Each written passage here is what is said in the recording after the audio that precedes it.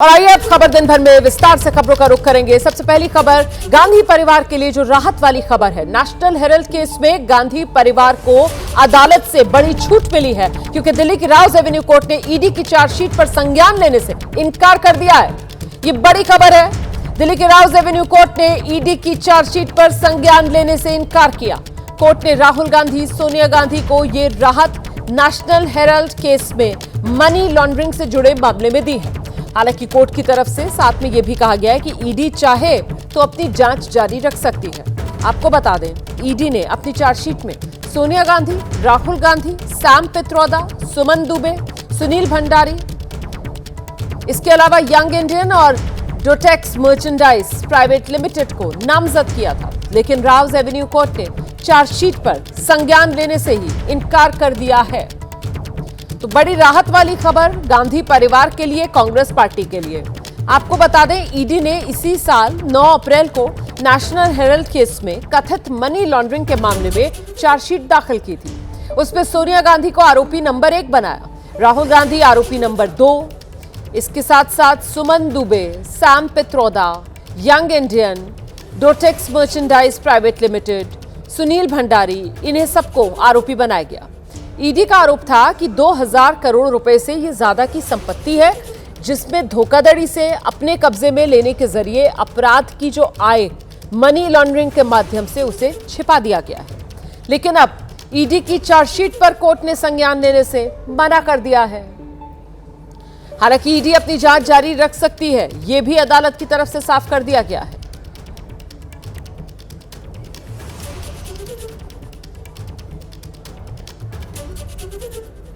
तो national Herald case में सोनिया और राहुल गांधी को जो बड़ी राहत मिली है, उसको समझिए आप। राउज एवेन्यू कोर्ट जहां यह मामला पहुंचा, उसी अदालत ने राहत दी।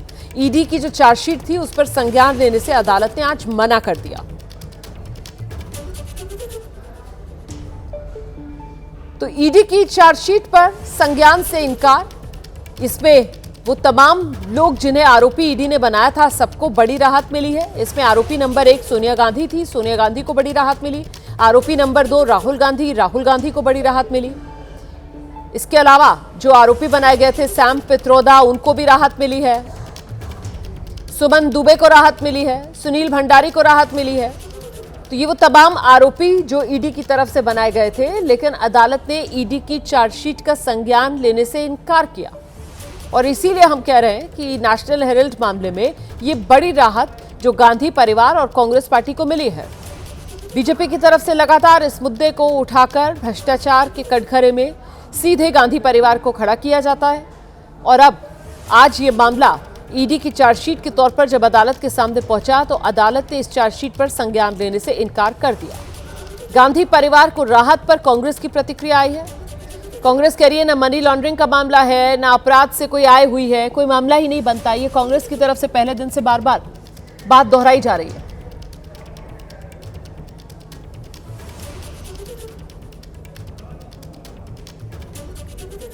जैसे आज फिर एक बार सच जीत गया और मोदी का झूठ पराजित हो गया। नेशनल हेराल्ड अखबार वो अखबार है जिसने देश की आजादी की लड़ाई का मुख्य पत्र बना था। नेहरू ने कहा था, मैं इसके लिए अपना आनंद भवन बेच दूंगा। और ये भाजपा के लोग अंग्रेजों की फांसी लगा रहे थे, सलामी दे रहे थे, आजादी की लड़ाई का विरोध कर रहे थे। तो आज एक जन्नाटेदार तमाचा है मोदी सरकार पर। बहुत महत्वपूर्ण विजय है। मैंने ही इसकी दलील की थी, मैंने ही बहस किया था राउज एवेन्यू में, और मैं देखने के बाद टिप्पणी करूंगा। लेकिन इस खोखले केस में कॉन्फिडेंस देने के काबिल नहीं है ये, और ये सही किया है। और आइए सीधे आपको लेकर चलेंगे। हमारे साथ हमारे दो सहयोगी इस वक्त मौजूद हैं, आशीष कुमार सिंह और सुशील पांडे हमारे साथ मौजूद है। पहले जरा आपको सुशील के पास लेकर चलेंगे और जानते हैं सुशील से। सुशील, ये ईडी की जो चार्जशीट थी, इस पर अदालत ने संज्ञान नहीं जो लिया है, किस आधार पर, क्या कहा गया अदालत की तरफ से? देखिए, सीधे तौर पर इस पूरे मामले में इस पूरे मामले की सुनवाई कर रहे थे रोमाना जी विशाल गोगने, उनकी तरफ से सीधे तौर पर यह कहा गया कि जब वो इस मामले में सुनवाई के लिए फैसला सुनाने के लिए बैठे, तो उन्होंने कहा कि हम केस की मेरिट पर अभी नहीं जा रहे हैं, हम केवल टेक्निकल ग्राउंड पर इस पूरे मामले में आदेश जारी कर रहे हैं। और टेक्निकल ग्राउंड पर आदेश ये है कि ईडी के द्वारा इस पूरे मामले में जो ECIR यानी कि जो कंप्लेन दर्ज किया गया था वो सुब्रमण्यम स्वामी की याचिका पर दर्ज किया गया था, जो पटियाला हाउस कोर्ट में सबसे पहले दाखिल की गई थी।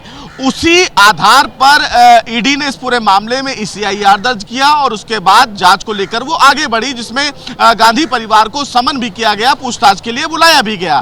कोर्ट ने इस पूरे मामले में ये कहा कि चूंकि मनी लॉन्ड्रिंग का ये मामला है और कोई भी एजेंसी यानी कि या तो दिल्ली पुलिस की बात करें या तो CBI की बात करें, किसी भी एजेंसी ने इस पूरे मामले में FIR दर्ज नहीं किया।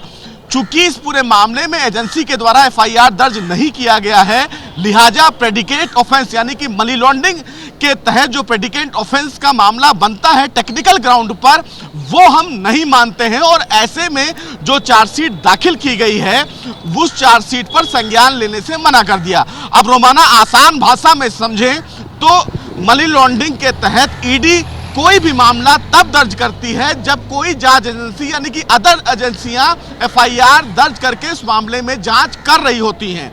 चूंकि यहां जो कंप्लेन दर्ज किया गया था नेशनल हेराल्ड के मामले में, वो सुब्रमण्यम स्वामी जो बीजेपी के नेता हैं उनके द्वारा दर्ज किया गया था। एक शिकायत दी गई थी जो प्राइवेट पार्टी कोर्ट मानती है।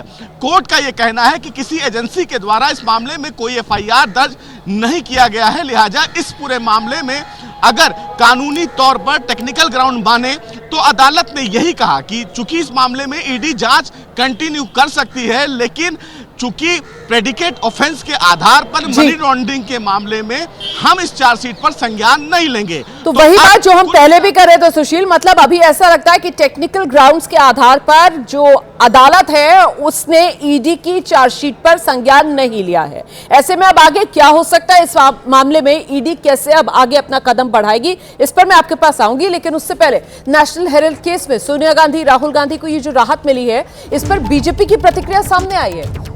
कांग्रेस अभी खुश हो रही है लेकिन जांच अभी भी बाकी है, ये बीजेपी की तरफ से साफ किया गया है। सुनिए।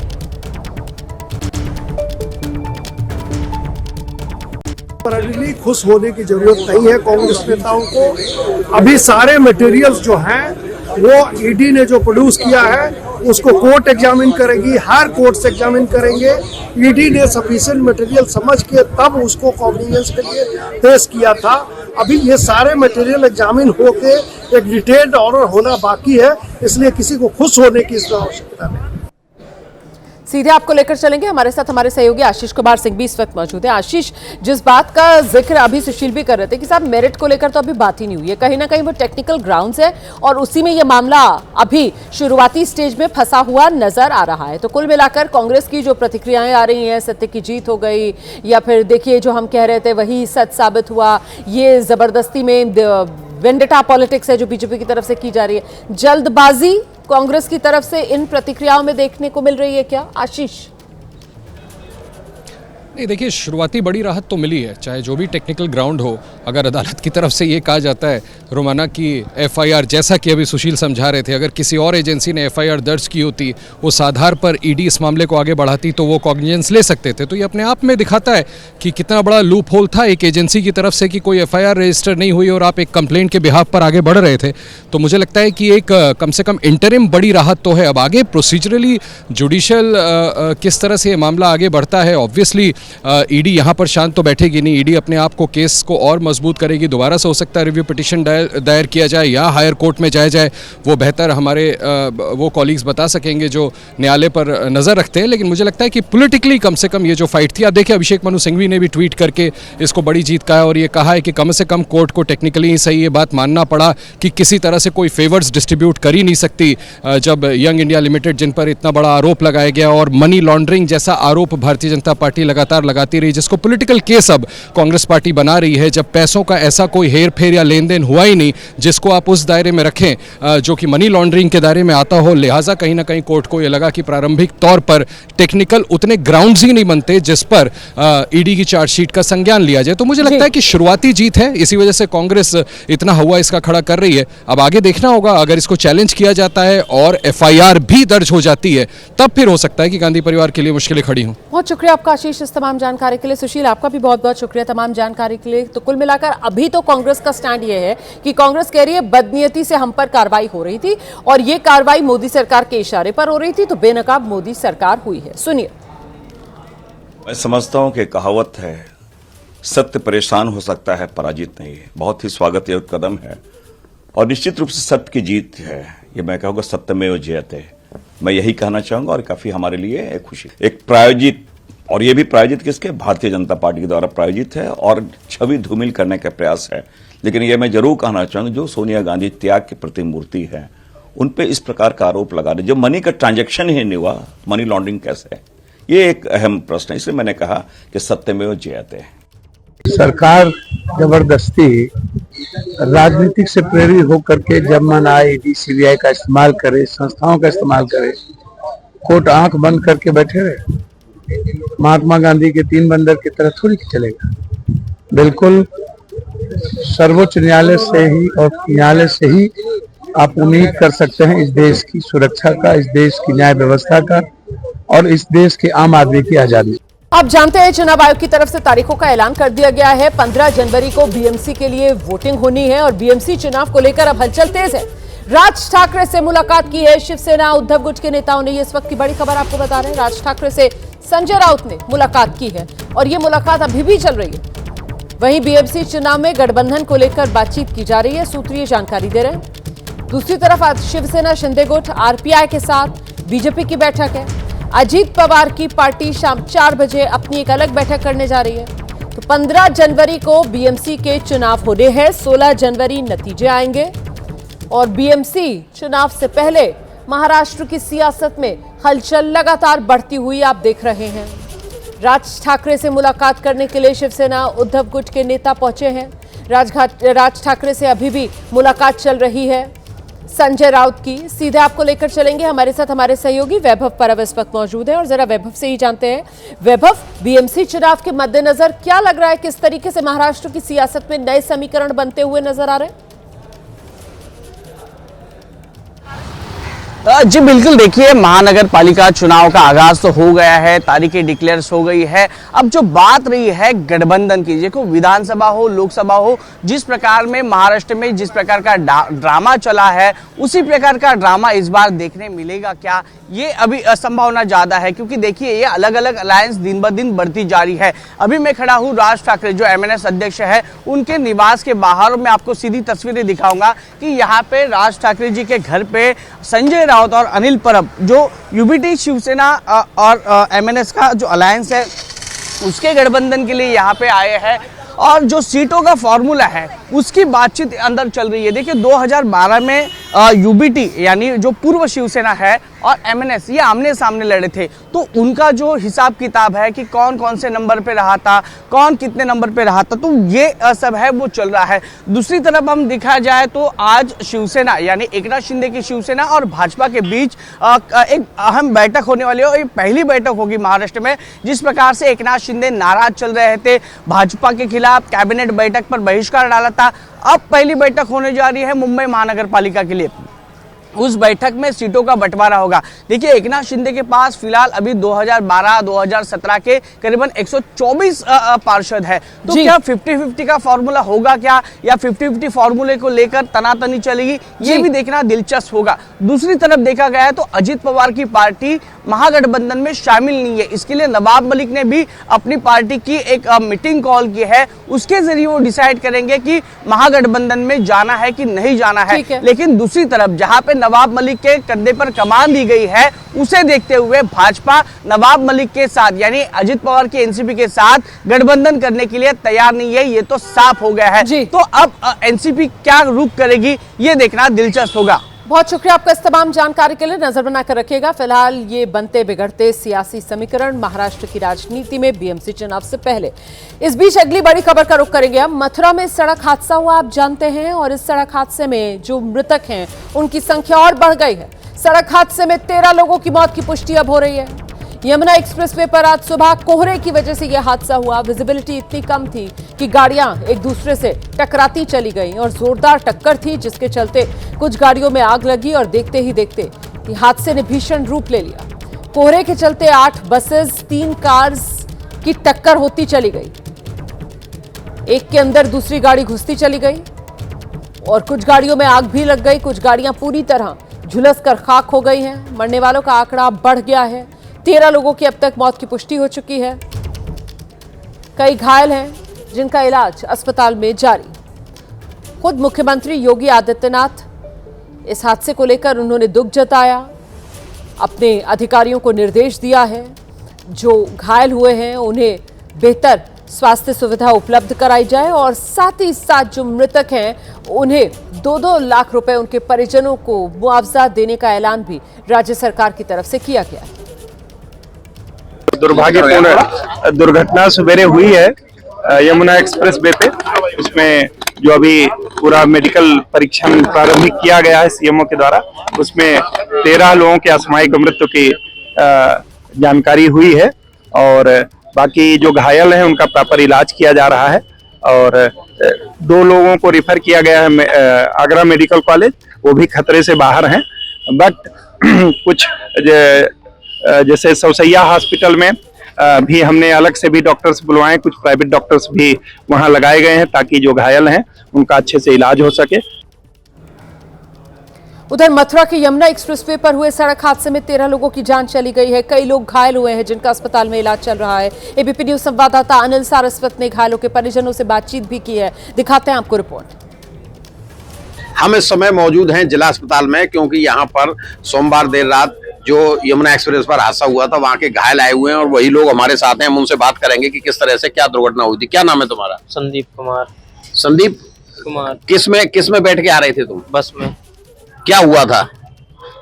बस डिवाइडर से टकरा गई थी। अच्छा, उसके बाद क्या हुआ? उसके बाद पीछे से भी गाड़ियां उसमें ठोकी थी, कम से कम 6-7 गाड़ियां। अच्छा, तुम कैसे निकले बस से बाहर? आगे का कांच फूट गया था, वहीं से निकले थे। अच्छा, क्या रहा होगा उस समय मौके पर? क्या देखा तुम? उस समय में तो वहाँ पे जब ठोकी थी धुआं था, अपनी तो जान बचा के भागे थे हम वहाँ से। कितने लोग सवार थे बस में? 50-60 लोग तो होंगे उसमें। कितने लोग तुम्हारे सामने निकल चुके थे?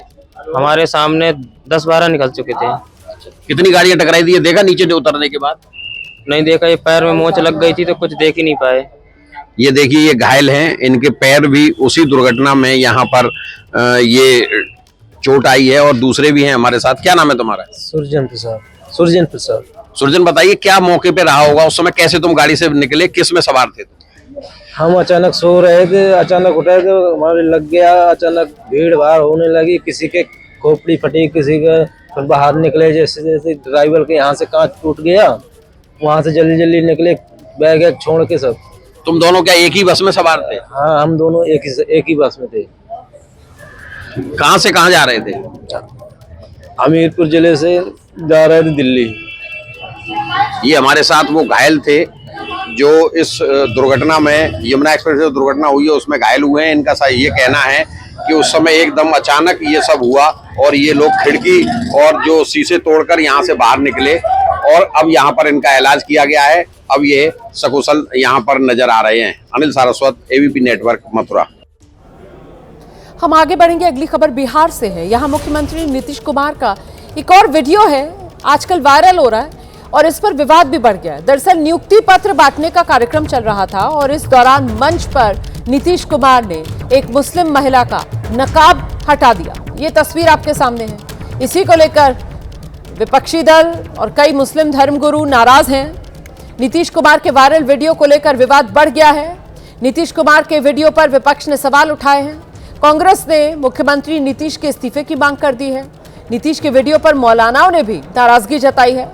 नकाब हटाए जाने की घटना शर्मनाक, ये मौलानाओं की तरफ से कहा जा रहा है। इस मामले में प्रधानमंत्री कार्रवाई करें।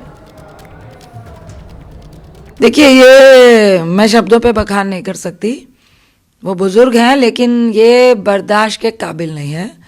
आपने एक महिला का जिस तरफ से हिजाब को, मैंने भी वीडियो देखा, हटाने की कोशिश की, ये बहुत शर्मनाक है, बहुत शर्मनाक है। और अगर एक महिला होने के नाते ये आप किसी का हिजाब या सोचिए कि कोई दुपट्टा ओढ़ा हुआ है, आप उसको हटा रहे हैं, तो ये बिल्कुल बर्दाश्त के काबिल नहीं है। और मुझे लगता है कि इसमें हम लोग क्या ही कहें। उनको खुद पे अगर ग्लानि हो तो उनको खुद रिजाइन देना चाहिए। ये महिलाओं का बहुत बड़ा अपमान हुआ है। नीतीश कुमार के वीडियो पर मुस्लिम धर्मगुरु और मौलाना भी नाराज हैं।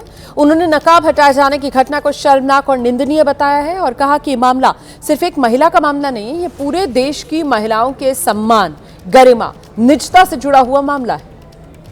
तरफ महिलाओं के सम्मान की बात करते हैं और दूसरी तरफ आप एक कार्यक्रम में महिलाओं का अपमान कर रहे हैं, क्योंकि ये एक महिला का अपमान नहीं है बल्कि पूरे देश की महिलाओं का अपमान है। इस पर नीतीश कुमार को कोई सफाई देने की आवश्यकता नहीं है, बल्कि पूरे देश की जनता से माफी मांगनी होगी और खुसूसन महिलाओं से माफी मांगनी होगी। और मुझे यह भी लगता है कि इस पर प्रधानमंत्री नरेंद्र मोदी को भी एक्शन लेना चाहिए। ये घटना हुई है, एक शर्मनाक घटना है और मुझे लगता है कि बिहार के सीएम साहब को इस पर माफी भी मांगनी चाहिए, इसलिए कि ये किसी का भी फंडामेंटल राइट का हनन है, उसके निजता का अधिकार का हनन है और इस तरीके की घटना किसी भी सभ्य समाज में और सिविल सोसाइटी में उसकी कोई जगह नहीं होनी चाहिए।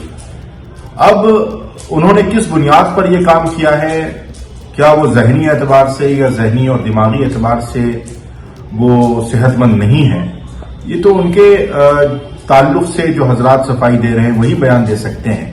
लेकिन इस तरीके का जो विजुअल और वीडियो सामने आया है, यकीनी तौर पर ये हमारे मुल्क की सभ्यता और समाज के लिए कतई तौर पर दुरुस्त नहीं है। पुनर्स्थापित करने पर अपनी सख्त आपत्ति दर्ज करना चाहती हूँ। महात्मा गांधी ग्रामीण रोजगार गारंटी कानून पिछले 20 सालों से ग्रामीण भारत को रोजगार देने में और ग्रामीण अर्थव्यवस्था को मजबूत बनाने में सक्षम रहा है। ये एक इतना क्रांतिकारी कानून है कि जब इसको बनाया गया तो सदन के सभी राजनीतिक दलों ने इससे पूरी सहमति दी। इसके द्वारा 100 दिन का रोजगार इस देश के गरीब से गरीब लोगों को मिलता है, हमारे गरीब से गरीब भाई बहनों को। हम सब जनप्रतिनिधि हैं महोदय, जब हम अपने अपने क्षेत्रों में जाते हैं, आप भी जानते हैं, दूर दूर से हमें दिख जाता है कि मनरेगा का कौन मजदूर है। सबसे गरीब होता है, चेहरे पे झुर्रियां होती हैं, हाथ मिलाए तो सर हाथ पत्थरों की तरह। हाँ सर मैं कर रही हूँ, पहुंच रही हूँ, मुझे पहुंचने दीजिए। 1 मिनट लूंगी, मुझे पहुंचने दीजिए। सर उनके हाथ पत्थरों की तरह कठोर होते हैं क्योंकि इतनी मजदूरी करते हैं। तो सर मेरा जो इस बिल पर ऑब्जेक्शन है, सर ये जो कानून है इसके तहत हमारे गरीब भाई बहनों को जो रोजगार की कानूनी गारंटी मिलती है, जो अधिकार मिलता है, वह इस योजना में मांग के आधार पर संचालित होता है। मतलब जहां जहां रोजगार की मांग है वहां इस योजना द्वारा 100 दिनों का रोजगार अनिवार्य है, देना अनिवार्य है। इसके साथ साथ केंद्र से इसके लिए जो पूंजी जाती है वो भी मांग पर आधारित होती है। यानी कि इस योजना के लिए जितने पैसे जहां भेजने हैं, कितने भेजने हैं, वह जमीनी परिस्थितियों पर आधारित होता है और मांग के आधार पर निर्धारित होता है। सर इस विधेयक की अनुसूची 1 में उपनियम 4(1) और 4(2) द्वारा केंद्र को इजाजत दी गई है कि वे पहले से ही निर्धारित कर लें कि कितनी पूंजी कहां भेजी जाएगी। इससे संविधान के 73वें संविधान संशोधन को नजरअंदाज किया जा रहा है। सर महोदय, इसके जरिए ग्राम सभाओं को इस योजना की मांग की जमीनी परिस्थितियों के आधार पर तय करने का पूरा अधिकार दिया जाता था। आज वो अधिकार कमजोर किया जा रहा है। सर आखिर बात है, एक मिनट, जब आप इस पे पूरी डिटेल चर्चा हो तो आप डिटेल बोलना। इस पे आपकी पार्टी शुरुआत है सर, अभी शुरुआत है। सर जो हमारे संविधान की जो मूल भावना है कि हर एक व्यक्ति के हाथों में शक्ति होनी चाहिए, वही मूल भावना पंचायती राज में है और उस मूल भावना के विरोध है ये जो अधिनियम जो ये विधेयक आ रहा है। सर इस विधेयक के जो प्रबंधन है, जिससे रोजगार का जो अधिकार है, कानूनी अधिकार है, वो कमजोर हो रहा है। वो हमारे संविधान के विपरीत है सर। सर, ये हमारे इसी सदन ने ये कानून बनाया और इसी सदन ने ये अधिकार जनता को दिया है। ओके सर, एक और है सर, महात्मा गांधी मनरेगा में 90% अनुदान केंद्र से आता था। इस विधेयक द्वारा ज्यादातर प्रदेशों में अब 60% आएगा, इसको घटाया गया है। ओके सर, इससे प्रदेशों की अर्थव्यवस्था पर बहुत भार होगी और खास तौर से ये वे प्रदेश जिनकी अर्थव्यवस्था पहले से ही केंद्र की ओर से जीएसटी के बकाये के इंतजार में है। ओके माननीय सदस्य,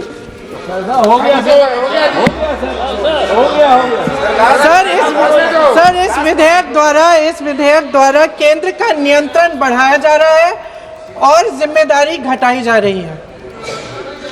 सर, जो 100 दिन का अधिकार आपने 125 करने की बात की है, लेकिन इसमें वेतन की बढ़ोतरी, आपकी जो मजदूरी की बढ़ोतरी है, इसकी कोई बात नहीं है।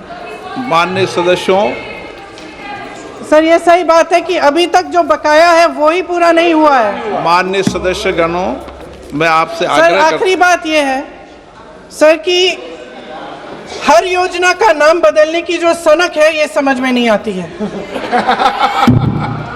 सर, जब ये किया जाता है तो सरकार केंद्र को पैसे खर्चने पड़ते हैं। माननीय सदस्यों, मैं आपसे आग्रह करता हूं, ये सर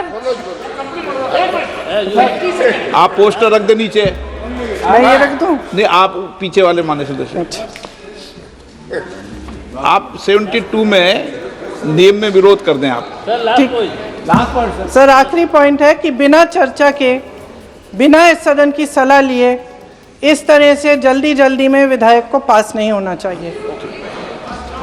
सर, ये विधेयक वापस लिया जाना चाहिए। इसके बदले में सरकार को एक नया विधेयक पेश करना चाहिए। खत्म करूं। महात्मा गांधी जी मेरे परिवार के नहीं थे, लेकिन मेरे परिवार जैसे ही हैं और इस पूरे देश की यही भावना है सर। सर, इस पूरे देश की यही भावना है। माननीय सर, आखिरी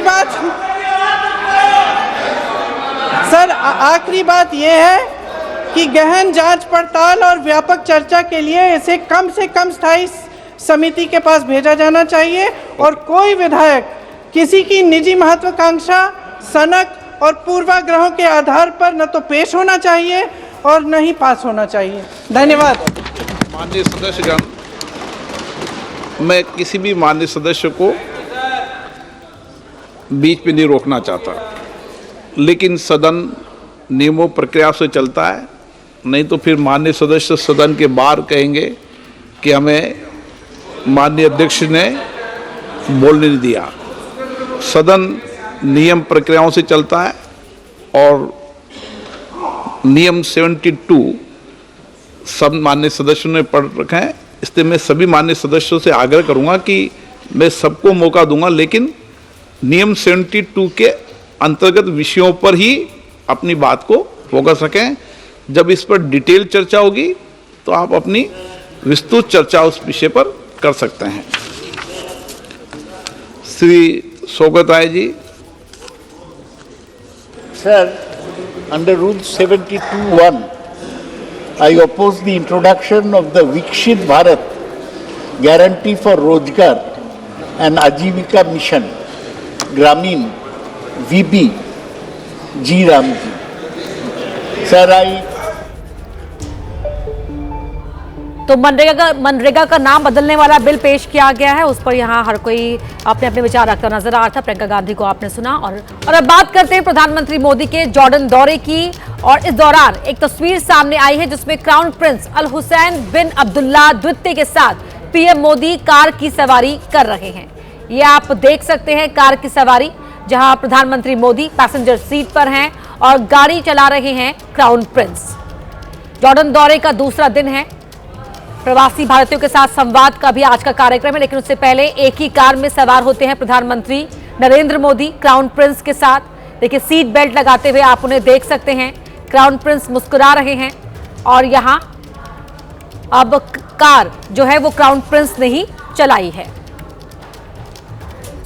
तो ये कार का सफर, इससे पहले आपको याद होगा जब पुतिन के साथ प्रधानमंत्री मोदी की एक ही कार में सवार फोटो काफी वायरल भी हुई थी, वो सुर्खियों का विषय भी बनी थी। और अब यहां पर भी कार की सवारी करते हुए आप देख सकते हैं प्रधानमंत्री मोदी और क्राउन प्रिंस अल हुसैन बिन अब्दुल्ला II को, जहां पर कार की ड्राइविंग सीट पर क्राउन प्रिंस बैठे हुए हैं और पैसेंजर सीट पर प्रधानमंत्री मोदी उनके साथ बैठे हुए हैं। और दोनों ही देशों के बीच किस तरह जो संबंध हैं और प्रगाढ़ किए जाए, काफी अहम समझौते, इनको लेकर भी बातचीत हुई है। और बेहद महत्वपूर्ण दौरा प्रधानमंत्री मोदी का ये जॉर्डन का।